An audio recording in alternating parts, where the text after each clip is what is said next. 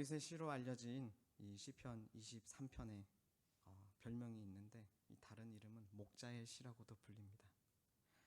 짧은 이 시는 시편에서 가장 잘 알려진 시이기도 하죠.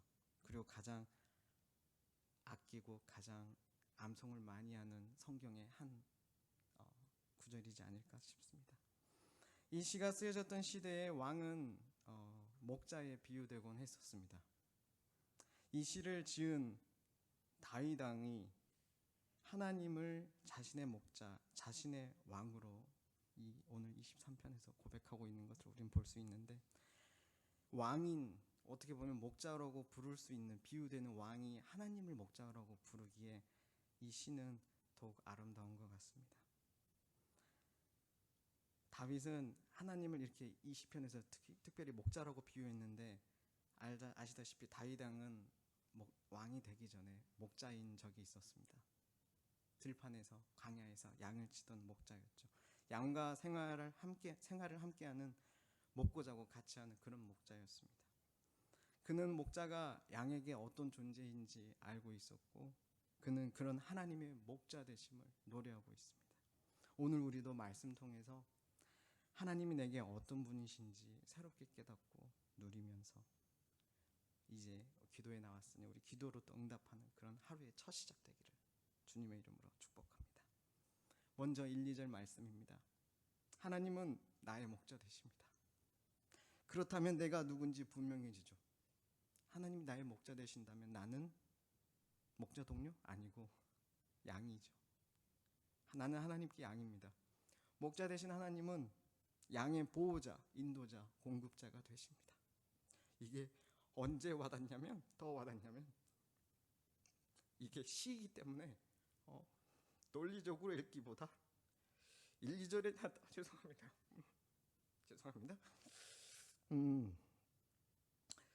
논리적으로 읽기보다 1, 2절에 나타난 시청각적 이미지를 상상하시면서 묵상할 때 더욱 풍성해집니다. 내가 양이 되었고 목자 되신 예수님이 나와 함께 계신다고 상상하시면서 양의 눈으로 천천히 1, 2절 다시 한번 읽어보겠습니다. 여호와는 나의 목자 되시니 내게 부족함이 없으리로다. 그가 나를 푸른 풀밭에 누이시며 쉴만한 물가로 인도하시는도다. 아멘. 목자 되신 예수님은 나를 아주 잘 아십니다. 아까 찬송 불렀던 것처럼 나의 이름까지 더 아시고 나의 이름을 부르실 정도, 나가 어떤 존재인지를 아시죠. 나를 창조하신 분이시죠. 내 삶의 갈증, 필요도 다 알고 계십니다.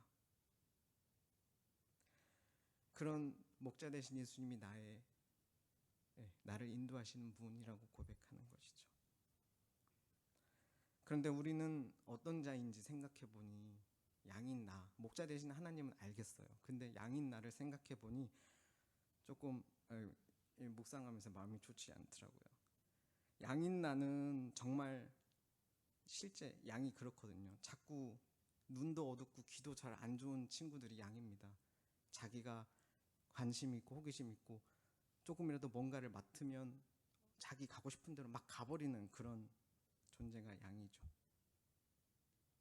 자꾸 잘못된 양식, 갈망을 찾아 제 갈 길로 가려고 하는 저를 말씀 묵상 가운데 연구하면서 발견하게 되더라고요. 언제나 나의 목자 되신 그런 하나님은 근데 이런 나를 아시면서도 나를 부드럽게 부르시고 또 끌어다 놓으시고 또 끌어다 놓으십니다. 그래서 내가 있어야 할 곳, 내가 온전히 만족을 누릴 그런 삶으로, 이런 삶이 여기 있어라고 계속 인도해 주시는 것을 묵상 가운데 발견합니다. 내 눈에는 내 생명을 지키고 내 갈증을 채워줄 맑은 시냇물보다, 하나님이 주시기 원하는 선한 것보다, 내가 갖고 싶고 내가 원하고 내가 지금 체험받기를 원하는 그 어떤 것에 눈에 이렇게 멀어서 자꾸 가는데, 하나님은 아니다. 정말 너의 갈증, 너를 채워줄 만족은 나에게 있다라고 말씀하시면서 우리를 하나님께로 계속 인도해 가시는 것이죠. 내가 주님을 따라 걷는 속도, 주님의 말씀을 따라 살 나의 체력, 주님의 말씀을 깨닫고 하나님이 보기를 원하는 것들을 보는 내 시력이 어둡고 하나님의 음성을 듣는 내 청력이 어두워도 우리 주님은 우리를 포기하지 않으십니다. 잘 따라가지 못할지라도 우리 목자는 나를 죽기까지 사랑하시면서 나를 푸른 풀밭 쉴만한 물가로 인도하시는 목자 되십니다. 그러니 우리는 오늘 기꺼이 따르겠다라고 또 고백할 수 있는 것입니다. 요한복음 10장 14절 말씀 제가 읽어드리겠습니다. 나는 선한 목자라. 나는 내 양을 알고 양도 나를 아는 것이 아버지께서 나를 아시고 내가 아버지를 아는 것 같으니 나는 양을 위하여 목숨을 버리노라. 아멘. 그런 목자 되십니다. 3절입니다. 나를 죽기까지 사랑하는 목자는 나의 생명을 지키실 뿐 아니라 내 영혼을 살리시고 더 풍성히 얻게 하시려고 일하시는 목자이십니다. 3절 말씀 먼저 같이 읽겠습니다. 내 영혼을 소생시키시고 자기 이름을 위하여 의의 길로 인도하시는 도다. 아멘. 1절의 기자는 목자 하나님을 여호와로 불렀습니다. 그리고 3절에 이 목자는 자기 이름을 위하여 의의 길로 인도하신다고 고백합니다. 성경에 하나님을 여호와라는 이름으로 부를 때는 주로 이때 씁니다. 잘 들어보십시오. 하나님께서 당신의 백성들을 선택하셔서 언약을 맺으셨고 그 언약을 신실하게 지키시는 분이라는 것을 강조할 때, 다시 한번, 하나님께서 당신의 백성들을 선택하셔서 언약을 맺으셨고 그 언약을 신실하게 지키시는 분이라는 것을 강조할 때, 그런 하나님으로 나타낼 때 여호와라는 이름을 주로 씁니다. 목자 되신 하나님은 자신의 양들인 우리의 어떠함을 위해서 일하시지 않으시고 3절 자신의 이름을 위하여 일하십니다. 고대 근동의 목축 환경에서 양이 목자가 인도하는 길로 함께 걷지 않으면 그 앞은 죽음밖에 없습니다. 사나운 맹수에게 처참하게 잡혀 먹히거나 길을 잃고 유리 방황하다가 뜨거운 광야에서 기진에 죽을 수밖에 없는 것입니다. 하나님은 내 정욕의 길, 내 죄의 길, 죽음의 길로 향하지 않게 하시고 내 영혼을 다시 새롭게 하시는 길, 하나님의 영광을 나타나는 길, 거룩한 길로 가게 하십니다. 우리에게 가거라, 가라 하지 않으시고 함께 걸으시며 인도해 주시는 하나님이십니다. 언제나 인도하시는 분이십니다. 직접 나에게 오셔서 함께 하시는 임마누엘의 하나님이십니다. 이 하나님과 함께 걷는 길이 의의 길입니다. 4절 말씀 같이 읽겠습니다. 내가 사망의 음침한 골짜기로 다닐지라도 해를 두려워하지 않을 것은 주께서 나와 함께 하심이라. 주의 지팡이와 막대기가 나를 안위하시나이다. 아멘. 주일의 욥기처럼 이해할 수 없는 현실과 고난과 그 고통 가운데서도 하나님은 늘 함께 하시며 인도하시는 분임을 잊지 마십시오. 우리에겐 늘 고난과 고통이 있습니다. 늘은 아니지만 우리에게도 찾아옵니다. 믿는 이들에게도 하나님을 따르는 양들에게도 분명합니다. 그러나 그 가운데 우리는 더욱 은혜를 누리는데 왜냐하면 이 고난과 고통 가운데서도 하나님은 함께 하시기 때문입니다. 기억해 보십시오. 여러분 시편 23편을 처음 만나고 굉장히 하나님께 찬양 올리며 기뻐하고 감격하고 감사했던 그 시간 있으실 겁니다. 23편을 처음 만났을 때 우리는 목자 되신 하나님을 더 이해하게 되었습니다. 하나님에 대해서 더 알게 된 것이죠.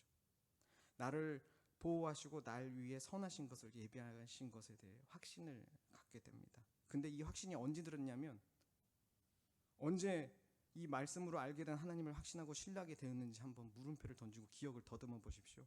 어떻게 귀로 들었던 하나님을 욥이 고백하듯이 눈으로 보게 되는 것이죠? 4절과 같은 경우입니다.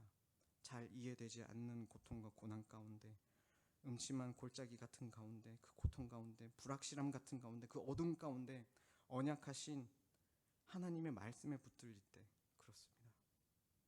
다윗의 많은 시편이 그렇습니다. 고난 속에 원수가 자신을 치는 그 현장 속에 우리는 고통과 원수 앞에 빛나는 하나님의 인도하심, 그 십자가를 발견합니다.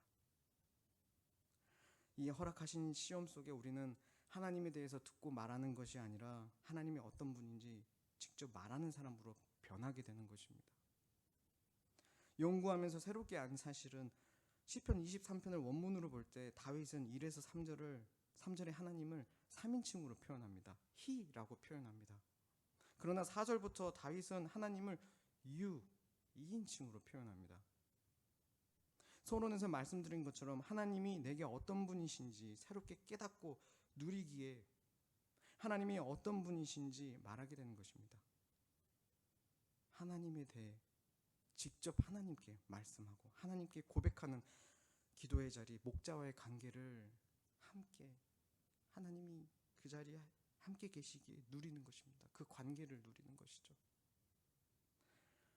5, 6절에 이런 고백을 하는 사람이 되는 것입니다. 제가 읽겠습니다. 주께서 내 원수의 목전에서 내게 상을 차려주시고 기름을 내 머리에 부으셨으니 내 잔이 넘치나이다. 내 평생의 선하심과 인자하심이 반드시 나를 따르리니 내가 여호와의 집에 영원히 살리로다. 아멘. 이런 고백을 하는 사람이 되는 것입니다. 마치려 합니다. 우리는 이 시편 23편 이 시를 많이 읽고 암송도 합니다. 이 말씀을 우리가 사랑하는 이유, 그 이유를 다시 한번 생각해 보길 원합니다. 목자 되시는 하나님의 돌보심을 우리가 다시금 깨닫기에, 그리고 그 목자 되신 하나님을 다시 만나게 해주기에 우리는 이 말씀을 사랑하는 것입니다.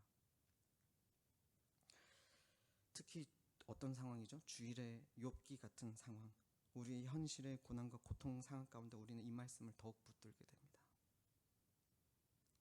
하나님의 목자 되심을 경험하고 고백하는 이 다윗왕 시편 기자는 오늘 말씀을 보니 하나님께서 주실 승리에 대한 확신이 있습니다. 주 안에 사랑하는 성도 여러분, 하나님의 승리에 대한 확신이 어디 있냐면 하나님께 있죠. 근데 그 확신을 알려주는 주소들이 하나님 말씀 가운데 있습니다. 십자가로 원수를 밟아 이기신 예수님에 대한 말씀, 이 복음이 어디 있냐면 이 하나님 말씀, 성경에 있습니다. 잊지 마십시오. 우리는 우리들을 사랑하신 이로 말미암아 넉넉히 승리합니다. 이 승리가 어디 써 있냐고요? 이 성경에 있습니다. 사망을 이기신 예수님이 나의 목자 되신다는 약속이 어디 있냐고요? 이 말씀에 있습니다. 나를 치료하는 기름을 바르시고 풍성한 복을 누리게 하신다는 오늘 시편 기자의 말씀, 이 하나님의 말씀, 이 풍성한 복을 이 어디 있냐고요? 이 하나님을 가르쳐주는 말씀에 있습니다. 이 세상에 이 흘러넘치는 이 오늘 말씀에서 약속하신 이 복을 내 잔이 넘친다고 표현하잖아요.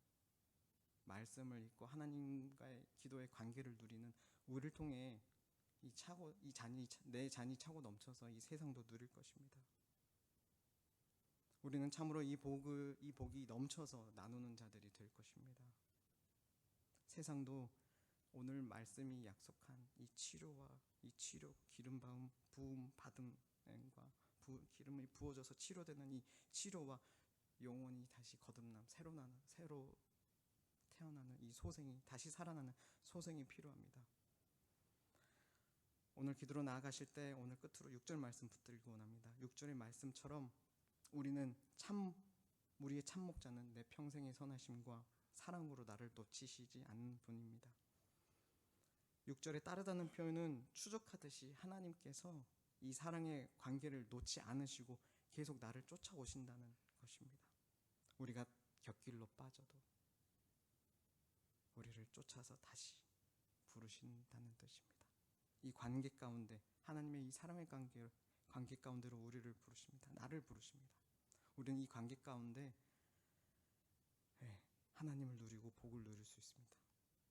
어떤 상황 속에서도 우리를 인도하시는 우리 주 예수님, 우리 예수님을 오늘 아침 바라보며 은혜 누리시는 한 날 되시기를 주님의 이름으로 축복합니다.